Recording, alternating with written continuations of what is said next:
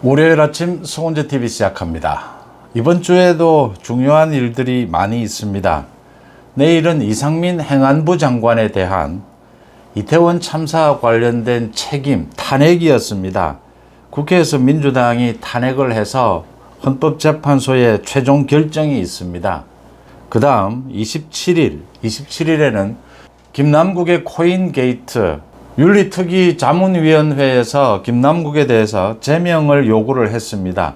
윤리특위가 이걸 어떻게 결정을 할 건지, 국회 본회의로 넘길 건지 라는 부분을 윤리특위가 결정을 하게 됩니다. 그 다음 이번 주에는 이제 이재명의 백현동 비리와 관련해서 이재명의 최측근인 정진상을 검찰에 소환합니다. 검찰이 정진상을 소환해서 백현동의 특혜 부분을 집중 조사할 예정입니다.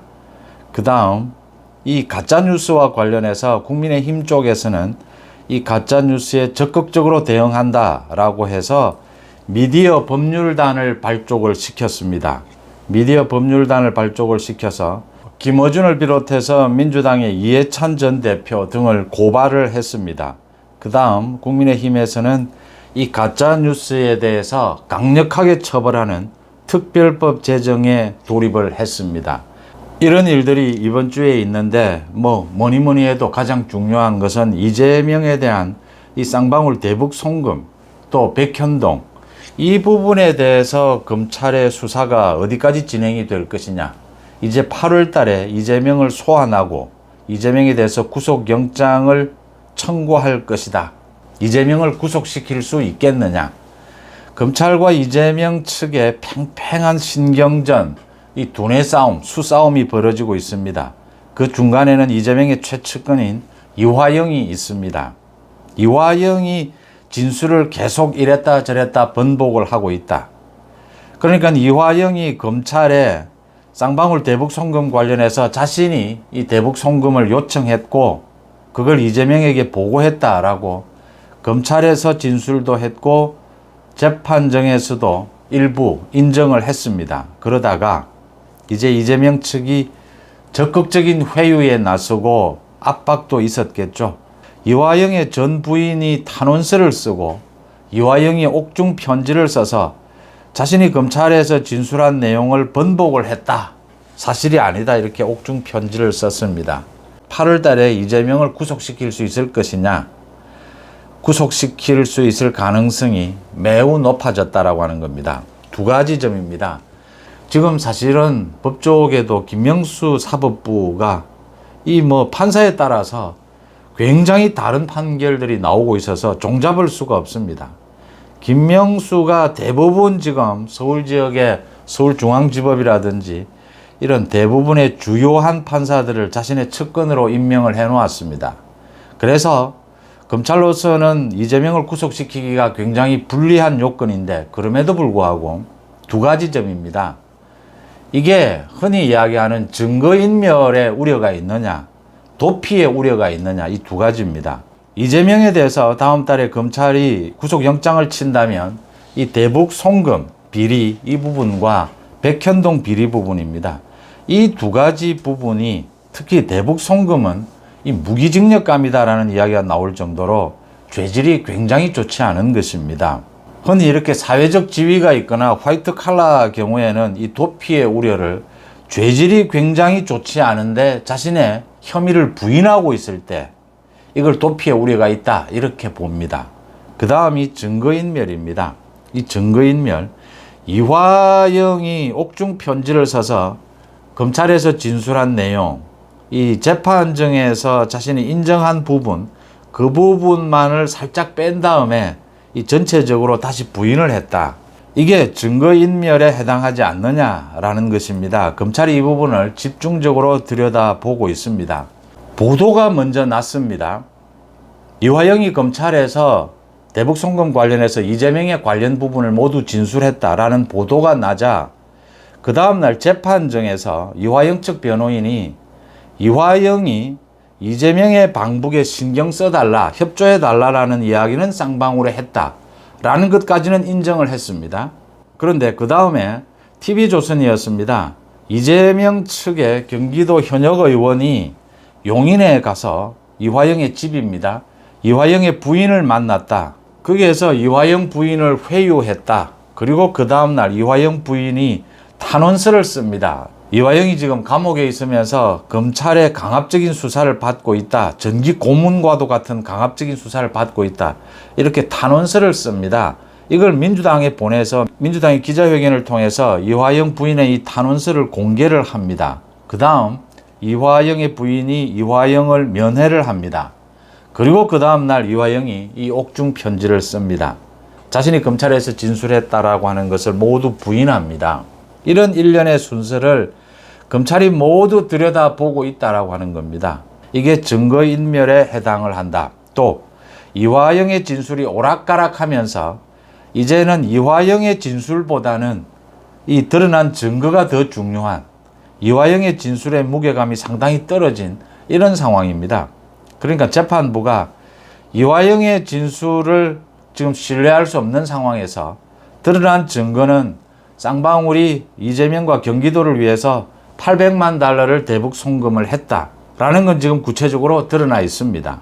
거기에다가 이재명 측이 증거인멸 시도를 계속하고 있다.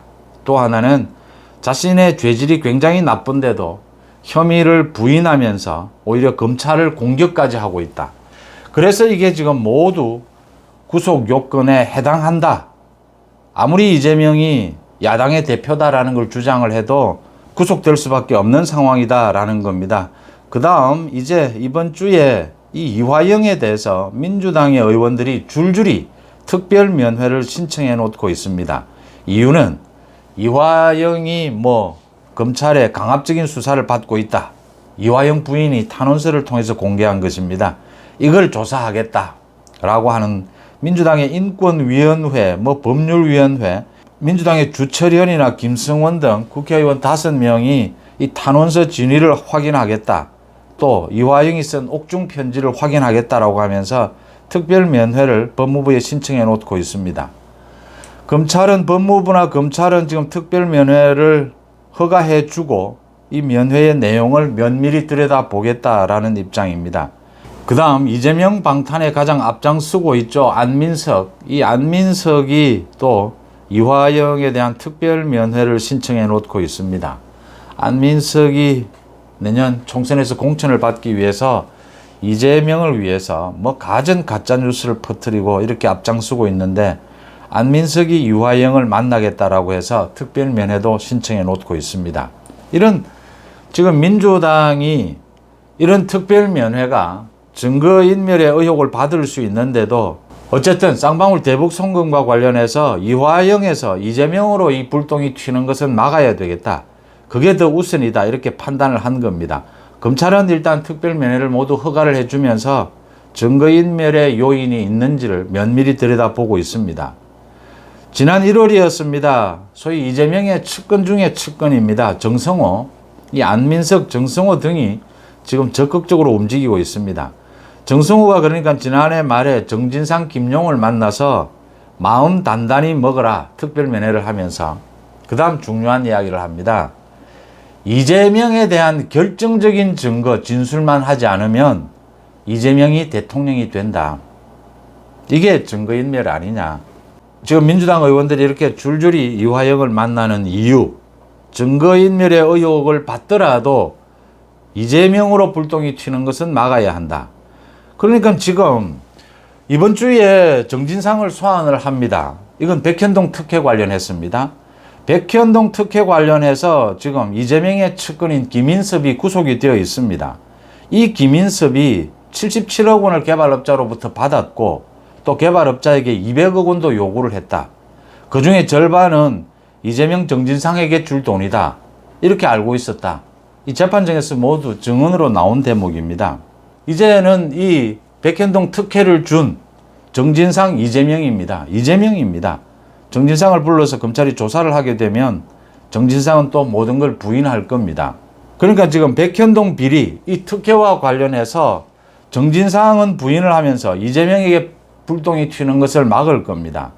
지금 이 쌍방울 대북 송금과 관련해서 이화영까지 이재명으로 불똥이 튀지 않으면 이화영이 모두 책임을 져야 합니다. 이화영이 이재명이 시키지도 않았는데 이재명을 위해서 대북 송금을 주도를 했고 쌍방울이 김성태는 800만 달러를 대북 송금을 했다. 지금 이야기가 이렇게 되는 겁니다. 이재명은 지금 보고도 받지 않았다. 이런 식이 되는 겁니다. 이화영이 모두 덮어 써야 한다. 김인섭이 모두 덮어 쓰거나 아니면 정진상에게 일부 불똥이 튈 것이다. 이재명에게로 불똥이 튀는 것은 모두 막자. 이게 지금 이재명 측의 전략입니다. 그러니까 증거인멸이 좀 드러나더라도 야당 대표인 만큼 구속영장을 청구하더라도 영장실질심사에서 지금 재판부 김명수 사법부를 믿고 버티면 이재명으로 불똥이 튀는 것만 막으면 구속은 피할 수 있다. 이게 지금 이재명의 계산입니다. 여기에 대해서 검찰은 한번 1차로 이재명에 대한 체포동의안을 국회에 보냈습니다. 그때 대장동 비리고 이 성남FC 제3자 뇌물 의혹입니다. 그 구조와 똑같습니다. 지금 대북 송금 부분이 있고 이게 제3자 뇌물입니다. 또 이 백현동 비리 부분이 있습니다. 이거 대장동 비리와 마찬가지로 배임입니다. 이 죄질의 형태도 비슷하고 지금 방식도 비슷합니다. 다음 달에 이제 이재명에 대해서 이 쌍방울 대북 송금과 백현동을 가지고 검찰이 구속영장을 칠 것이다. 다음 달 16일 국회가 열리기 전에 구속영장을 치게 되면 이재명은 곧바로 영장실질심사를 받으러 가야 하고 16일 국회가 열리고 난 다음에 구속영장을 치면 체포동의안을 국회에 보내야 합니다. 그러면 이번에는 민주당이 이재명의 체포동의안을 통과시킬 수밖에 없을 것이다. 통과시키지 않고 싶더라도 아마 민주당에서 내부 반란표가 나와서라도 이재명의 체포동의안은 통과될 것이다. 어쨌든 이재명은 민주당도 지금 준비를 하고 있습니다. 어쨌든 이재명은 다음 달 검찰이 대북 송금 관련해서 백현동 관련해서 구속영장을 치게 되면 영장실질심사는 받게 된다. 이재명이 계산하고 있는 자신으로까지 직접적으로 불똥이 튀지만 않는다면 이화영의 진술 번복 이런 걸 통해서 직접적으로 불똥이 튀지만 않는다면 구속은 피할 수 있다. 이런 이재명의 계산이고 검찰은 이재명의 증거인멸, 확실하게 이화영의 진술 번복을 끌어낸 이런 증거인멸에다가 지금까지 계속해서 대장동을 비롯해서 갖가지 비리에 대해서 증거인멸을 시도해 왔던 점, 그 다음 또 하나는 도피의 우려입니다. 이재명이 자신의 죄질, 이렇게 나쁜 죄질의 이 범죄 혐의에 대해서 계속해서 부인하면서 오히려 자신을 수사하는 검찰을 공격해왔다 라고 하는 점을 부각을 시키면 검찰은 구속을 시킬 수 있을 것이다 이렇게 보입니다. 지금 전체 상황으로 봐서 앞으로 검찰의 수사도 더 남아있고 이 정치적인 상황도 많은 변화를 겪겠지만 지금 상황으로서는 60%에서 70% 이재명을 구속시킬 수 있을 것이다 라는 게 법조계의 일반적인 전망입니다. 이재명이 구속이 돼야 지금 이 괴담, 가짜뉴스, 이 전국의 혼란을 그래도 큰 가닥은 정리를 할 수 있다고 하는 점입니다. 이재명이 저렇게 사법 리스크를 안고 있는 이재명이 야당 대표로 있는 한 지금 여당이든 야당이든 전국 전체가 정상적으로 가는 부분이 하나도 없다라고 하는 것입니다. 다음 달 이재명이 구속될 것이다 라는 쪽으로 무게가 기울고 있습니다. 송은재TV 마칩니다. 고맙습니다.